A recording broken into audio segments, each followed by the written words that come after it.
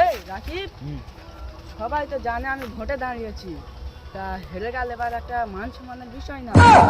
তা লোকের বাড়ি গিয়ে মানে টাকা পয়সা দিয়ে সাহায্য করে ভোটটা কিনলে কেমন হয়? চল আজ লেখা বাড়ি যাবো। ঠিক আছে চল।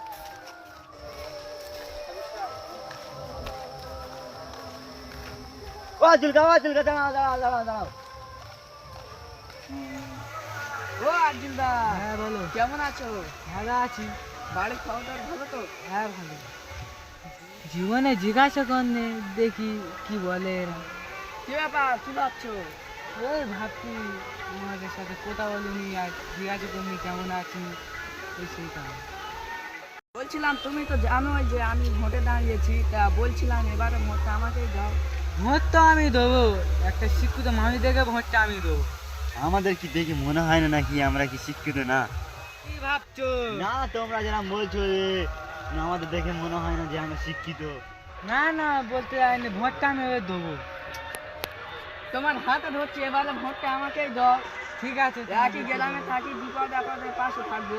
ঠিক আছে তোমাদের ভোটটা দেবো। তাহলে কি উন্নতি করতে পারে দেখা যাক। সবাই তো পায়খানা পায়খানা মেরে খেয়ে নিচ্ছে, তো তোমাদের ভোটটা দেবো। ঠিক আছে তোমরা কি করতে পারো দেখা যাক। এই ভাইয়ের উপরে তুমি ভরসা রাখো, তোমার পাইখানা ঘর যা আসবে সব এই ভাইয়ের কাছে আসবে, তিরপল যা পাবে সব এই ভাইয়ের কাছে আসবে, সব কিছু তুমি পেয়ে যাবে। ঠিক আছে ঠিক আছে দেখা যাক তোমার। ঠিক আছে তোমার ভোটটা আমি দেবো।